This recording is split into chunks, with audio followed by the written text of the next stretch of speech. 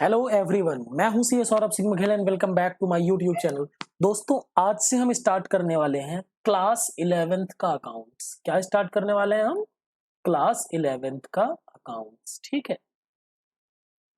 Economics and BST हम already पढ़ रहे हैं, तो आपको इस चैनल पे तीनों सब्जेक्ट्स जो आपके मेन सब्जेक्ट्स हैं, इकोनॉमिक्स, बीएसटी एंड अकाउंटेंसी, तीनों आपको यहाँ पर मिल जाएंगे। ठीक है। क्लास 12th के बच्चों का बहुत अच्छा रिस्पॉन्स आया।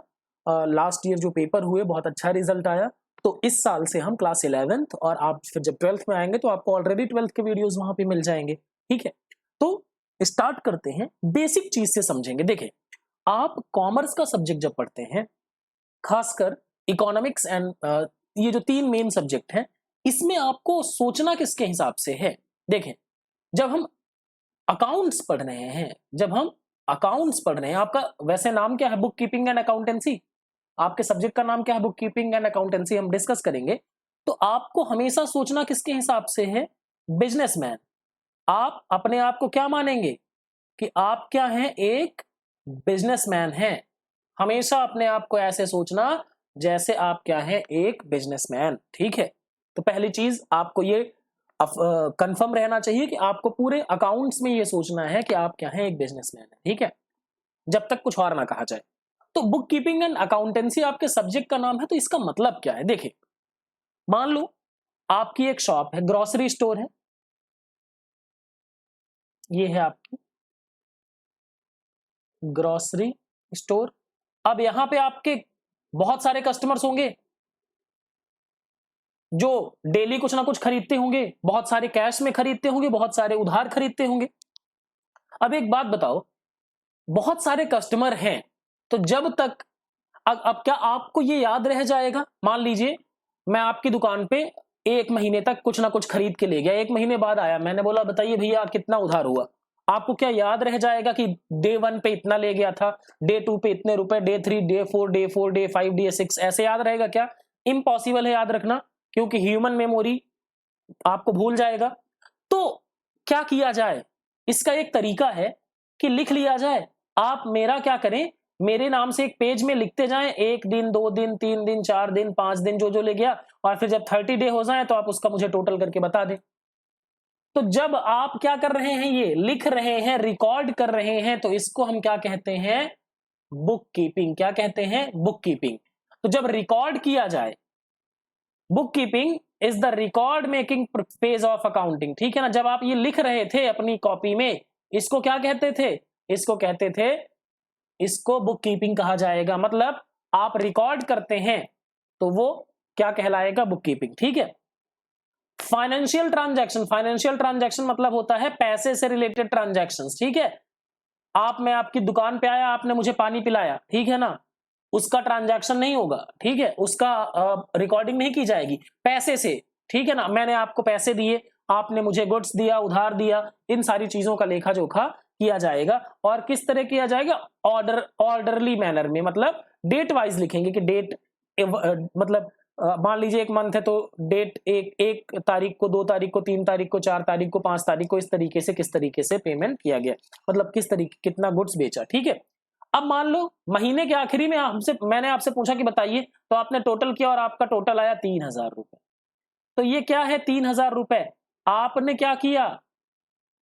ये फाइनेंशियल इंफॉर्मेशन आ गई, फाइनेंशियल इंफॉर्मेशन कि भैया 3000 रुपए का उधार है मेरे ऊपर आपका, तो आप क्या करेंगे? 3000 रुपए मुझसे मांगेंगे। तो ये क्या है? Accounting. Accounting is the process of collecting, recording, classifying, summarising, communicating financial information to the user. सब एक बात बताओ, चलो मान लो पूरे साल में मैंने सेल किया 10 लाख का, मैंने खरीदा टोटल पूरे साल में हर महीने अलग अलग, तो परचेस किया मान लो 8 लाख का। तो बताओ मेरा प्रॉफिट कितना हुआ? 2 लाख रुपए। तो ये प्रॉफिट कैसे पता चलेगा? जब मैं हिसाब किताब रखूंगा, जब मैं क्या करूंगा? हिसाब किताब रखूंगा। देखो एक चीज समझो, आपका अकाउंट्स जो है ये प्रैक्टिकल है, ये कंप्लीटली क्या है? प्रैक्टिकल। ठीक है। प्रैक्टिकल कैसे? इसको थ्योरी से नहीं समझा जा सकता, इसको प्रैक्टिकली समझा जा सकता है। जैसे आप एक चीज समझे, कि आपको बहुत सारी चीजें बता दी जाए, एक बुक दी जाए कि आपको तलवार चलाना ऐसे आता है, ठीक है ना, आपको ऐसे ऐसे तलवार चलाना है, लेकिन आपको कभी कभी तलवार देखी ना हो और आपको युद्ध में भेज दिया जाए, बोले तलवार लेके जाओ, क्या होगा? आप खुद के ऊपर गिरा लेंगे तलवार, आप ठीक से चला नहीं पाएंगे। तो लेकिन अगर आप प्रैक्टिकल कर लें, आपको तलवार चलाना सीख गए, तो फिर आप उसको जल्दी से लिख सकते हैं कि भैया हाँ इस तरीके से हमने तलवार चलाना सीखी, ठीक है। तो प्रैक्टिकल करने के बाद थ्योरी समझना आसान हो जाता है, ठीक है। तो ये है बुक कीपिंग एंड अकाउंटेंसी, ठीक है ना। बुक कीपिंग एक इनिशियल फेज है और अकाउंटेंसी उसके बाद किया जाता है, बुक कीपिंग के बाद अकाउंटिंग, ठीक है। अब बेसिक टर्म्स की कुछ बात कर लेते हैं। बेसिक अकाउंटिंग टर्म्स क्या है? पहला, बिजनेस ट्रांजैक्शन क्या है, ठीक है। देखें, एन इकोनॉमिक एक्टिविटी, जाहिर सी बात है हम इकोनॉमिक एक्टिविटी की बात कर रहे हैं, that affects financial position of the business and can be measured in terms of money. समझ लेना, फाइनेंशियल पोजीशन को अफेक्ट करे, और जैसे हमने सेल किया, 10 लाख रुपए का सेल किया, हमने 10 लाख रुपए का सामान बेचा, तो इससे फाइनेंशियल पोजीशन चेंज होगा और ये क्या है? मनी में मेजर्ड है। दूसरा मैं आपसे सवाल कहता हूं कि मान लीजिए अर्थक्वेक आया और हमें लॉस हुआ, अर्थक्वेक आया, अर्थक्वेक की एंट्री कर सकते हैं क्या? अर्थक्वेक को बिजनेस ट्रांजैक्शन कह सकते हैं क्या? नहीं कह सकते, ठीक है। अब क्या है? अकाउंट। दूसरा अकाउंट समझना, account refers to the summarised. एक चीज समझना, आपका बैंक में अकाउंट होगा, तो बैंक में क्या लिखा जाता है? एक तरफ लिखा जाता है डेबिट, दूसरी तरफ लिखा जाता है क्रेडिट, ठीक है। अब मान लीजिए आपका बैंक में है, तो बैंक में पासबुक में कैसे किया? जब आप पैसे जमा करते हैं तो वहां क्या किया जाता है? क्रेडिट। जितनी बार पैसे जमा करते हैं उस डेट में लिखा जाता है, और जब आप पैसे विड्रॉ करते हैं तो उसको कहां लिखते हैं? डेबिट में। तो क्या ही है, यहां पर सिर्फ आपके अकाउंट में सिर्फ आप जितनी बार पैसे जमा करेंगे और जितनी बार पैसे विड्रॉ करेंगे वही लिखा जाएगा।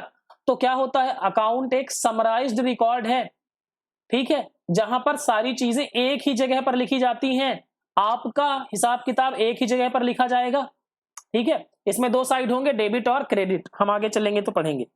अब तीसरा सबसे बड़ा इंपॉर्टेंट टर्म है कैपिटल। क्या है? कैपिटल। समझिएगा क्या है ये कैपिटल। देखो, आपने बिजनेस स्टार्ट करना था, आप मान लीजिए एक शॉप ओपन करना चाहते हैं। अब शॉप ओपन करना चाहते हैं तो आपको फर्नीचर चाहिए, ठीक है, उसके अलावा आपको फिटिंग वगैरह करानी पड़ेगी, उसके अलावा आपको मान लीजिए आप एक शोरूम ओपन करना चाहते हैं रेडीमेड गारमेंट का, रेडीमेड गारमेंट का, ठीक है, और आपको क्लॉथ्स चाहिए, स्टॉक चाहिए, तो इसको सब कुछ लगाने में मान लीजिए 10 लाख रुपए लगेंगे। कितने लगेंगे? 10 लाख रुपए लगेंगे। तो ये किसका पैसा आया? ये पैसा लगाया आपने, ये पैसा आप लाए और इस पैसे से आप अपनी शॉप ओपन की, तो ये 10 लाख रुपए क्या कहलाएगा?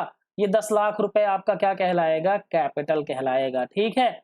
मतलब जो पैसा लगाकर बिजनेस स्टार्ट करता है ओनर, वो क्या कहलाता है? आपका कैपिटल, ठीक है। अब देखो, ये कैश के फॉर्म में हो सकता है या एसेट के फॉर्म में हो सकता है। कैसे? देखो, उसने 5 लाख रुपए एसेट लगाए, ठीक है, और 5 लाख रुपए का उसके पास स्टॉक रखा हुआ था, वो लेके आ गया। स्टॉक यानी अभी हम डिस्कस करेंगे, गुड्स रखा था वो लेके आ गया। तो जितना सामान लेके आ रहा है, वो जितने पैसे प्लस जितना सामान ला रहा है, वो सब कुछ क्या कहलाएगा? वो सब कुछ कहलाएगा आपका कैपिटल, ठीक है। कुल मिला के जितना कुछ बिजनेस में लगा के शुरू किया जाता है बिजनेस, वो सारा कुछ कहलाता है क्या? कैपिटल। कैपिटल किसका होता है? ओनर का होता है, ठीक है। अब एक चीज समझ लो, अब मान लीजिए इसने 10 लाख रुपए लगाए थे, ठीक है, बिजनेस इसका चल रहा था ठीक ठाक। इसकी वाइफ ने बोला कि देखो एक काम करो, मेरे लिए एक कार परचेस कर दो। क्या कर दो?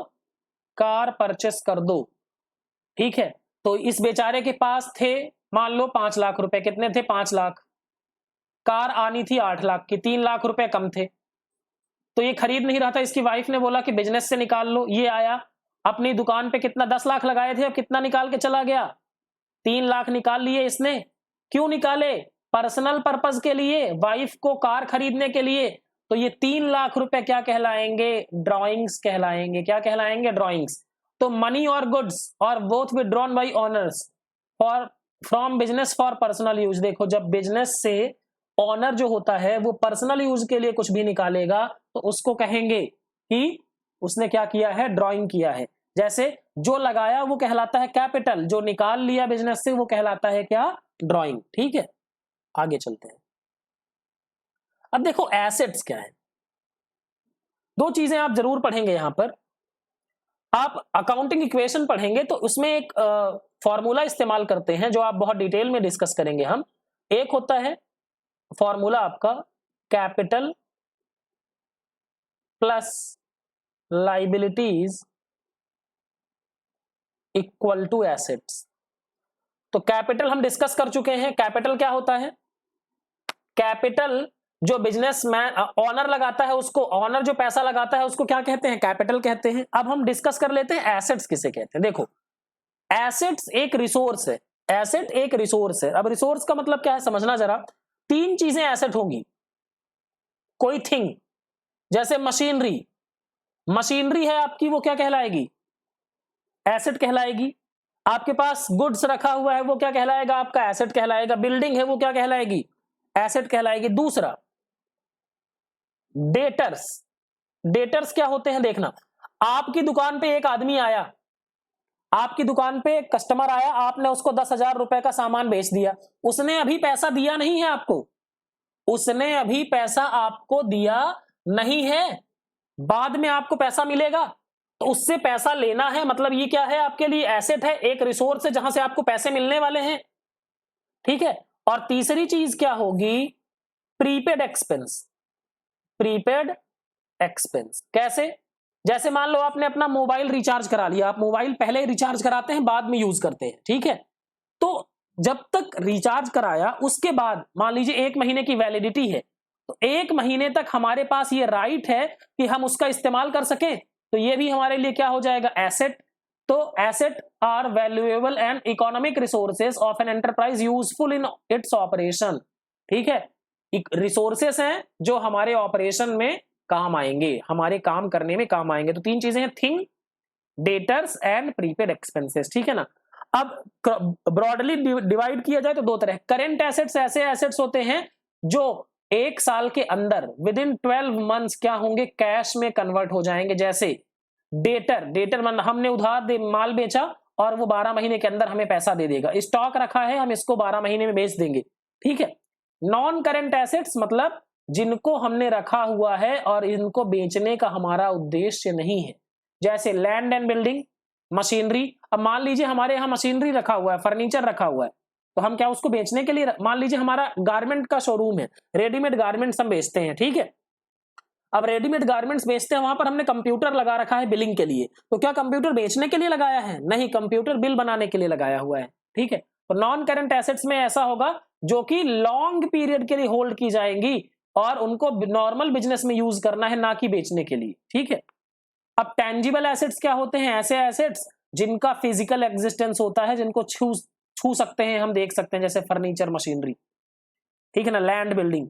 इनटेंजिबल एसेट्स क्या होते हैं भैया, जिनको हम छू नहीं सकते, जैसे गुडविल, आपका नाम है मार्केट में, आपके ब्रांड की वैल्यू है भैया। कुछ होते हैं ना, हर शहर में कुछ दुकानें बड़ी मशहूर होती हैं, तो उस दुकान का नाम है, उस नाम की वजह से लोग वहां पर आते हैं, तो ये भी एसेट है, लेकिन ये दिखाई नहीं देता, नाम दिखाई नहीं देता।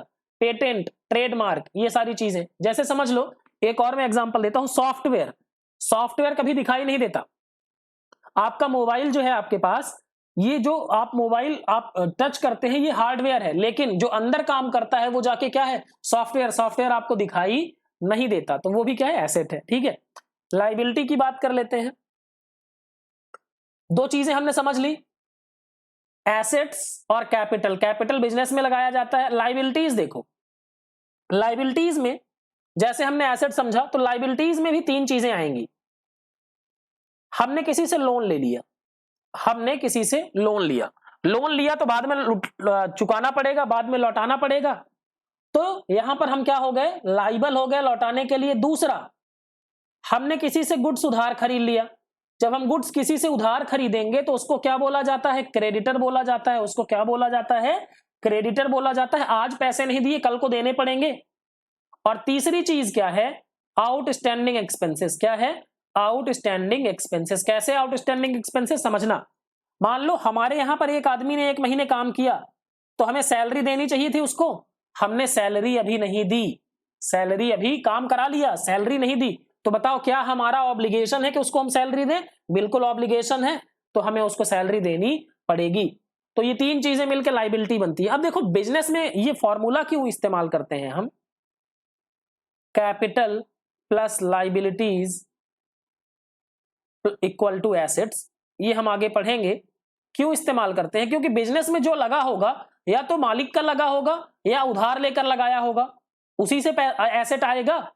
तो या तो अपना पैसा लगा होगा उसको कैपिटल कहेंगे, या लायबिलिटी का लगा होगा उसको जो दूसरों का पैसा लगा होगा उसको लायबिलिटी कहते हैं। ठीक है, अब लायबिलिटीज 2 तरीके की होती हैं, जिनका 12 महीने के अंदर पेमेंट करना पड़ेगा उनको क्या बोलेंगे, करंट लायबिलिटी, जैसे क्रेडिटर्स। और नॉन करंट लायबिलिटी जिनको 1 साल के बाद पेमेंट करना है उनको क्या बोला जाएगा, नॉन करंट लायबिलिटी। ठीक है, तो इस तरीके से ये बेसिक टर्म्स हैं पार्ट 1 में। इसके अलावा जो बेसिक टर्म्स हैं हम पार्ट 2 में डिस्कस करेंगे। दोस्तों अगर आपको ये वीडियो अच्छा लगा तो लाइक जरूर करिएगा, कमेंट करके फीडबैक बताएं। क्लास 12 के बच्चे बहुत सारे बताते हैं कि सर उनका पेपर बहुत अच्छा गया, बहुत सारी चीजें। अगर आप पुराने वीडियोस में क्लास 12 के देखेंगे तो बहुत अच्छे अच्छे कमेंट्स आए हैं, आप भी कमेंट करें। और ये वीडियोस आप अपने क्लासमेट के साथ जरूर शेयर करें, भरपूर शेयर करें, और जिससे चैनल ग्रो हो सके तो मुझे भी मोटिवेशन मिलेगा। Thank you very much.